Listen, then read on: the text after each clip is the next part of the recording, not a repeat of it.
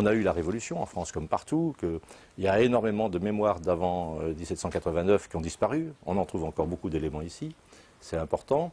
Et puis aujourd'hui, les gens sont passionnés par la mémoire plus récente, en fait disons la mémoire du XXe siècle. Les archives ont su rassembler des éléments en couches successives, et non seulement en couches successives, mais en thématiques différentes. Ce que j'aime aussi ici, c'est que c'est un lieu qui accueille d'autres éléments. D'abord, il y a des archivistes qui vont à la piote, comme on dirait à Lyon, qui vont chercher des éléments, des affiches, des choses comme ça, qui enrichissent leur collection. Il y a des gens comme des architectes, comme des gens qui ont travaillé dans la ville, qui créent des fonds. Ce qui est important aussi, c'est que ça ne reste pas dans les boîtes. Et donc, moi, je pense tout à fait essentiel que les gens qui viennent travailler ici, leur travail puisse ensuite se transformer, soit en images, soit en livres, soit en exposition, soit en documentation, que donc les archives soient un lieu non seulement de réception, mais aussi un lieu de diffusion et de communication.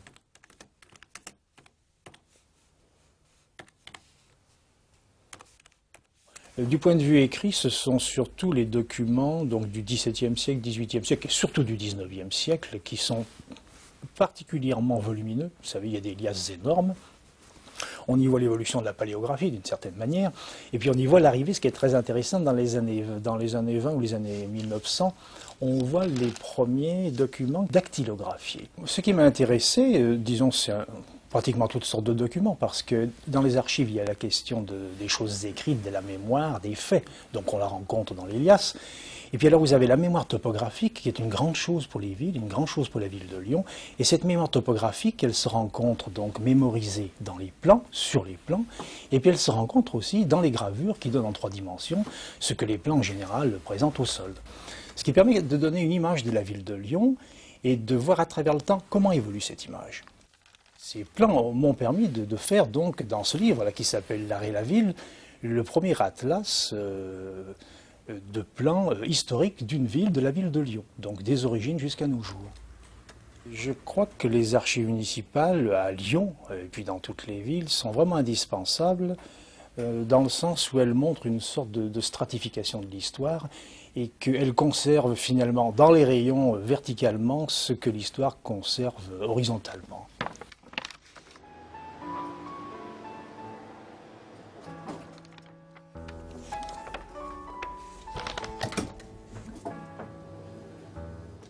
Je me suis intéressée à l'exposition internationale urbaine qui a eu lieu à Lyon en 1914 pour mieux comprendre la discussion et la pratique de la cité moderne qui a eu lieu au début du siècle.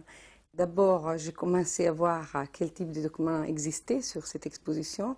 Et là, j'ai vu que le lieu où il y avait plus de documents, c'était les archives municipales. Parce que c'est des documents surtout qui appartenaient à l'entourage d'Herriot, qui était le maire à ce moment-là, donc des documents qui appartenaient à la ville. J'ai dû ouvrir 85 cartons sur l'exposition. Ce qu'on découvre en regardant ces documents, c'est qu'il y a une réflexion sur la ville, sur l'organisation de la ville, qui n'appartient pas seulement à la ville de Lyon, mais qu'il y avait un réseau à niveau international. On voit qu'est-ce que c'était la ville à ce moment-là, même à travers des documents tout simples comme un papier lettre. Et c'est très, très intéressant.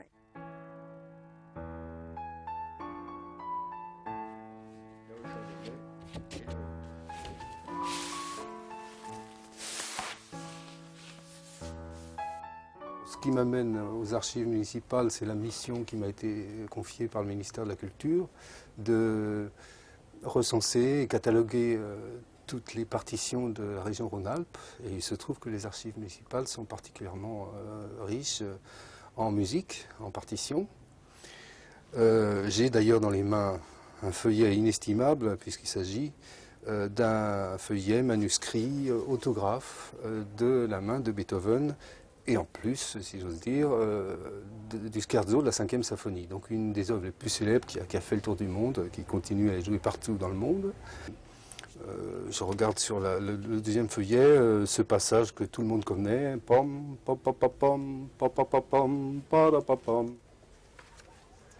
Alors, il y a aux archives bien d'autres choses, en particulier l'ancien fonds de l'Opéra de Lyon qui a été versé en 1908 et qui représente plus de 250 opéras, dont la plupart sont à l'état manuscrit.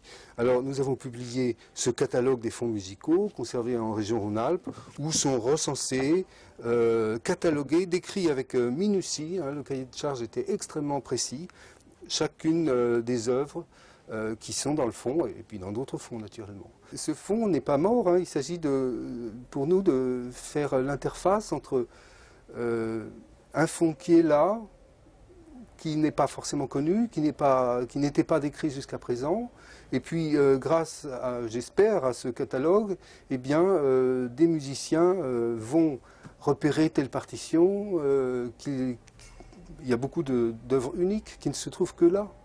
Et donc se dire, mais ça, ils vont venir mettre le nez dedans et puis voir si ça correspond à leur demande. Et parfois, ça donne des résultats. Ils s'aperçoivent que c'est une musique très belle, très intéressante, et ils la jouent, ils la donnent en concert.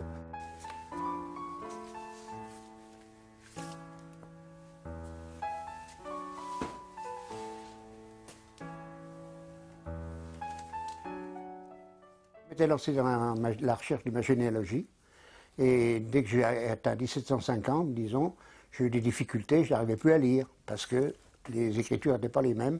Alors on m'a conseillé de prendre des cours de paléographie, ce que je suis venu faire aux archives de la ville, des actes du XVIIe, XVIIIe siècle et même des fois du XVIe. Vous voyez, c'est pas facile, l'écriture n'était pas la même.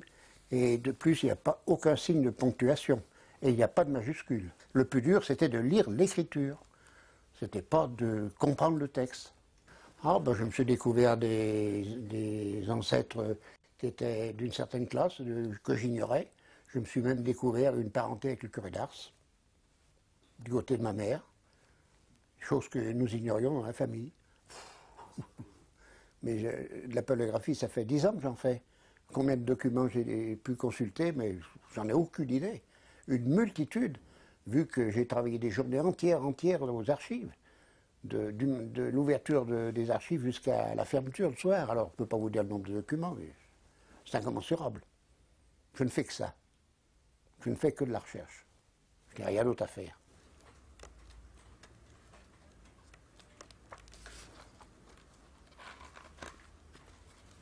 Je suis venue pour préparer un documentaire de 52 minutes qui s'appelle 100 ans. Ce documentaire, en fait, se présente sous la forme d'une promenade dans Lyon. On parcourt différents lieux connus de Lyon. Donc moi, j'ai fait une recherche sur tous ces différents lieux à travers le fonds de carte postale des archives municipales et aussi le fonds de photographie de plaques de verre. Étant donné qu'il y a toutes les phases des travaux, on a pu faire un montage assez rapide. On va présenter dans le documentaire des pétitions comme ça. Donc là, c'est une pétition qui est adressée à Monsieur le maire et messieurs les membres du conseil municipal. Voilà, on a tous ces noms avec les métiers. Alors, je trouve que c'est assez émouvant de tomber sur ces documents-là. Il y a tout type d'écriture.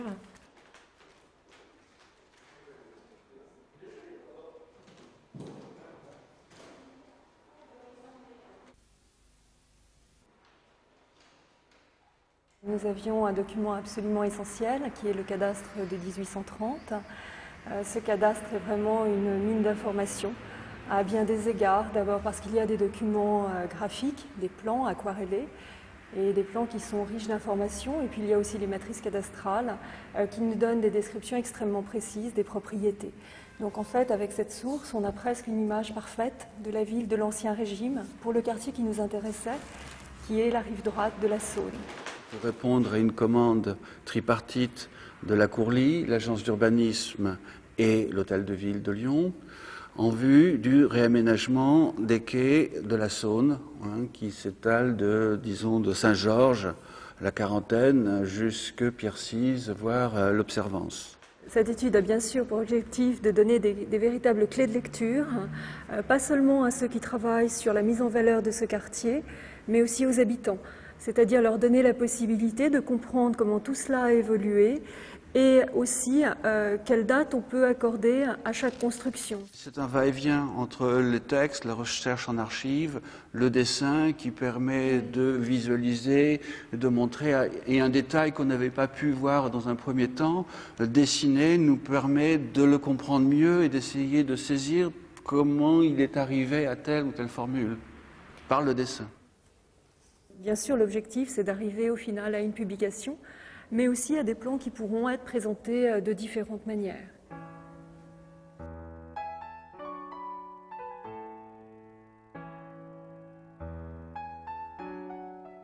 Le plus naturellement du monde, je suis venue aux archives pour retrouver les mémoires, me ressourcer à la source vive en fait de la mémoire textile, de la mémoire de mode de Lyon, puisqu'il y a maintenant 5 ans déjà, j'avais entrepris ce vaste itinéraire dans le monde de la mode lyonnaise, Rhône-Alpes aussi, du XVIe au XXIe siècle. On s'est demandé avec l'équipe d'édition, des éditions de la Martinière, ce qui allait donc parler le plus aux gens, et ce qui allait parler le plus, c'est évidemment les photos, l'illustration, la plus en harmonie possible avec le texte. C'est vrai qu'il faut qu'un message compose un tout. Je tenais à ce que chaque chapitre s'ouvre sur une trame textile, que ce soit donc le 19e, que ce soit une époque plus contemporaine, comme celle de ce défilé donc, de mode du passé, mais ô combien un présent qui a quand même beaucoup inspiré le créateur Issey Miyake aujourd'hui à travers cette vogue déplissée. Et puis en dehors de ces recherches, qui étaient à la fois très motivées, très historiques dans la démarche, il y avait aussi des clins d'œil de l'histoire, c'est-à-dire des trouvailles, du style de ce petit médaillon médiéval qui nous a permis d'illustrer le premier chapitre de l'ouvrage consacré à la mode de la Renaissance, la mode médiévale, la mode made in Lyon.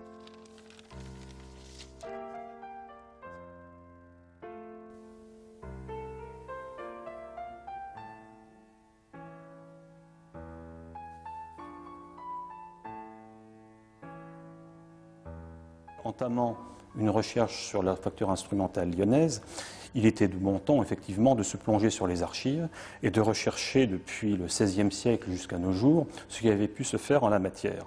Certes, les Lyonnais connaissent bien sûr les canuts, mais il est assez paradoxal de constater qu'en matière de facture instrumentale, ils ont un peu de mal, effectivement, à citer quelques facteurs d'instruments.